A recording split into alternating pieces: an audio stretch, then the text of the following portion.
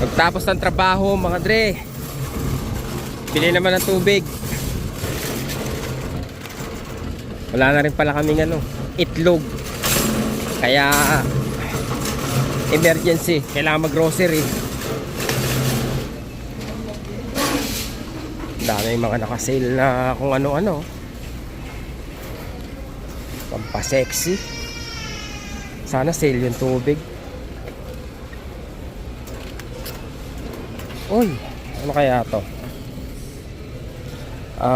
Omega sardines, vegetable oil, 179. Eto, ano to?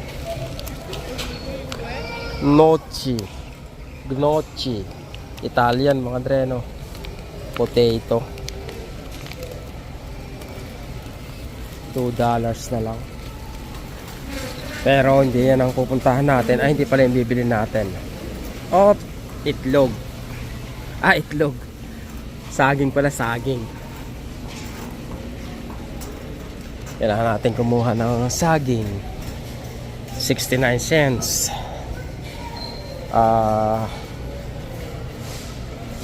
Maybe this. Next ay ang paborito nating what? $6 na? $6 ba talaga to? Parang nung nakaraan nasa $5 lang to Hindi ko lang matandaan yung presyo okay. Ba't ito $5? Why? July 24. Anong tama? July 24? Okay. Ano pa lang pala, June pa lang, no? So meron pang 24 days. Minsan pa-expire na pag biglang sinail mga dreno, pa-expire na. Sunod, meron akong nabibiling masarap na mga dreno. Masarap na coleslaw. Yan naman ang tirahin natin. Para kahit pa paano may gulay. Minsan walang makain na gulay ano ba yun? Ito yun famous coleslaw. Ito ba yun? Creamy coleslaw.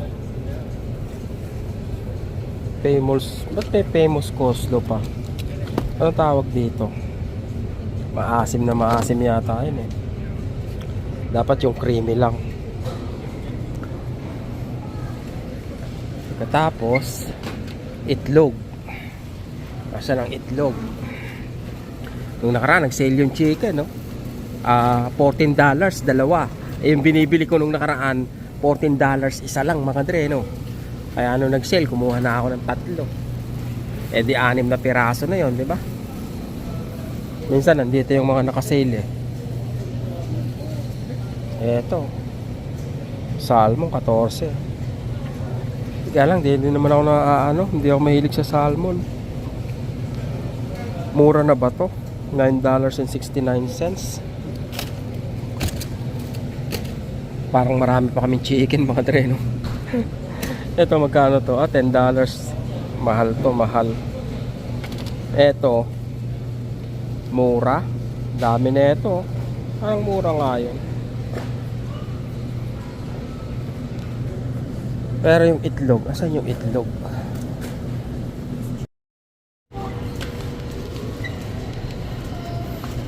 Wala bang nakasale na itlog? Sana may nakasale. $4, 12 peraso. Ibig sabihin, magkano yung $4.04, 12. Etong 30 peraso, 9. Yung 30 peraso na lang, no?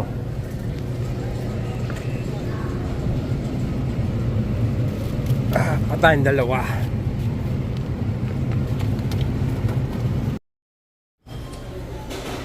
Uy, soft drinks bistado.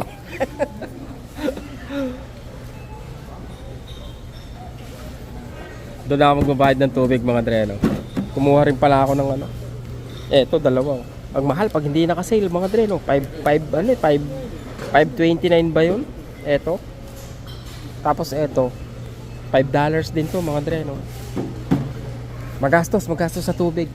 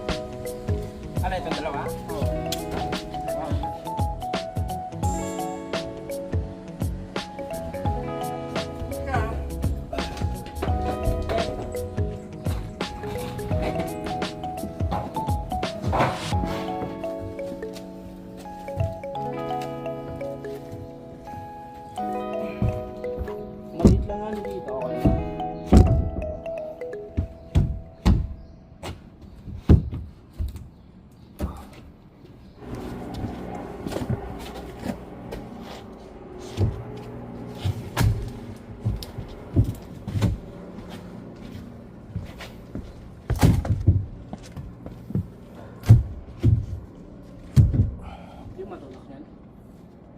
Wala nang gap eh.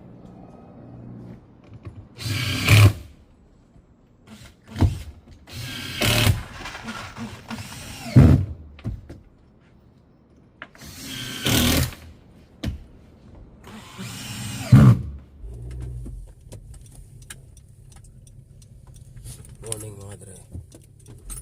Sunday.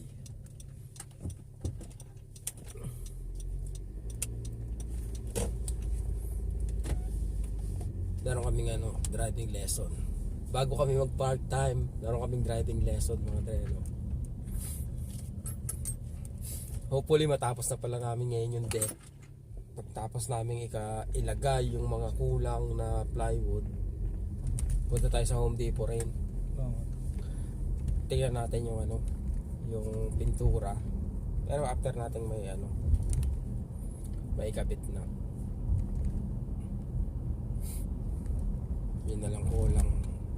Sana hindi tumagal ng 2 oras yun. Nahirapan lang tayo kahapon, masyadong malaki yung lapad yung mga plywood mga dre.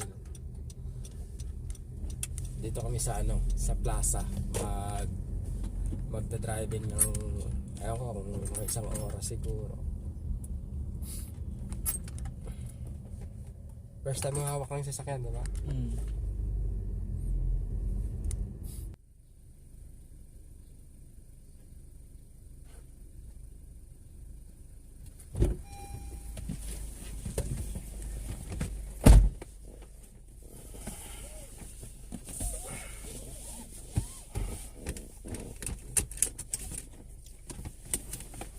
Baka may preno sa gitna.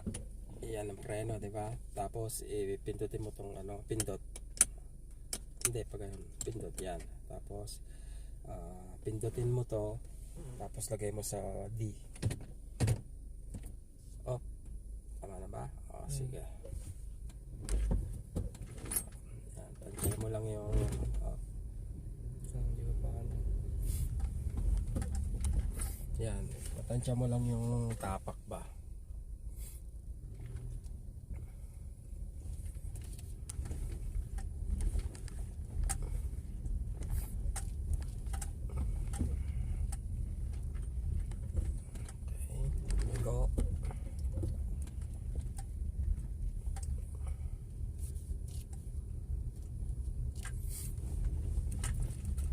Paikot ka ron.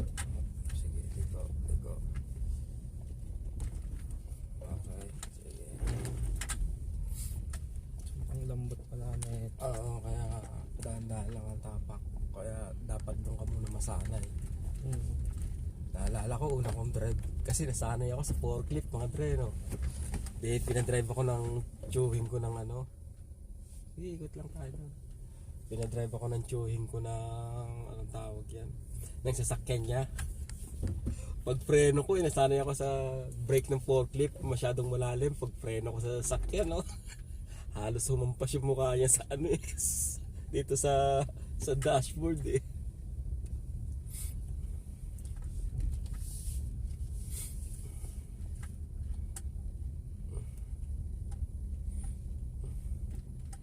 Diretso mo lang tapos hinto ka dun sa may likod ng sasakyan na yan. Tapos mag-a-atras tayo. Brake, dandan ng brake. Yan. Okay, tapos brake. Brake mo sa R. Okay, dandan sige. Pag nag-aano ka rin, teka, wala kang idea kung saan ka papunta, di ba? Kasi ang gusto nila mangyari, pag ganyan ka, nakatagilid ka sa sasakyan, pag ganun ka rin. Oh, ganun? Oo. Nandito yung, kung gusto mo nandito nakalagay yung kamay mo, nakaganyan ka yan.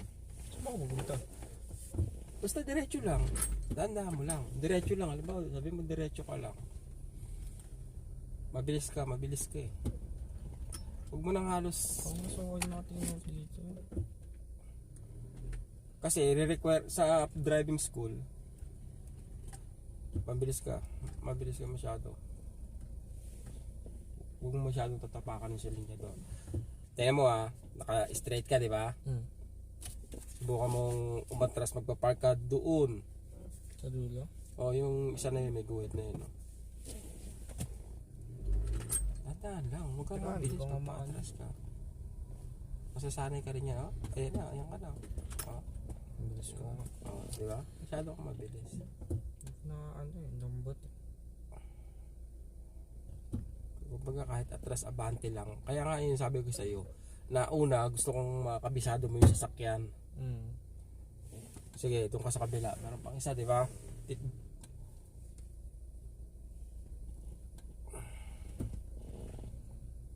Sige, yan ka na lang tumingin muna dito. Wala ba matatamaan? Wala.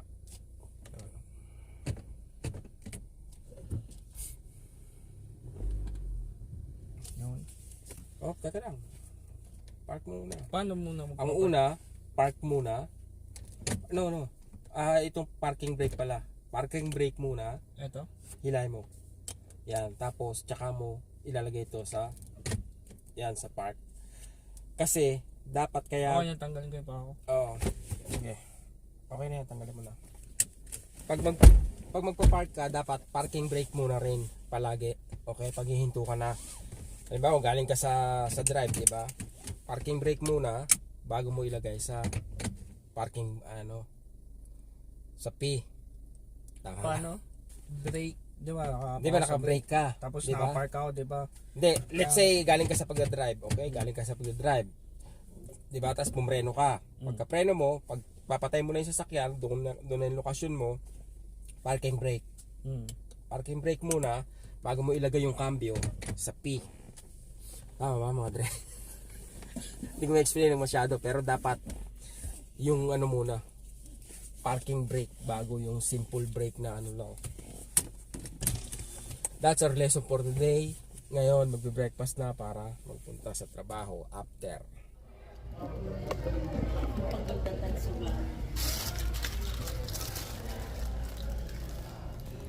Uwi na tayo mga dre. Ang laki ng tripod. Nahihiya ako sa tripod ko mga dre.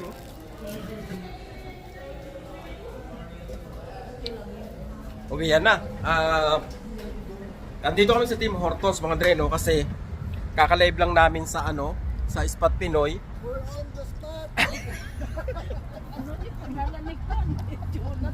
Dito na ako mga dre, Hello mga spot. Spot. Joby, kaya ka naman. Joby. Ha? Joby. Kanina pa kita kinukuhanan eh. Ha? Kaya parang wala sa...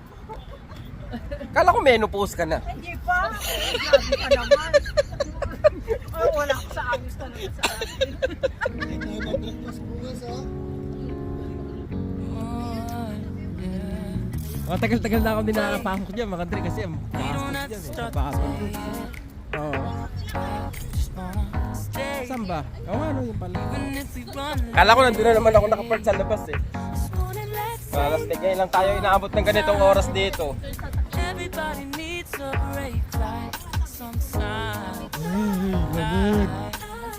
Okay mga dre, uwi na tayo. See you tomorrow.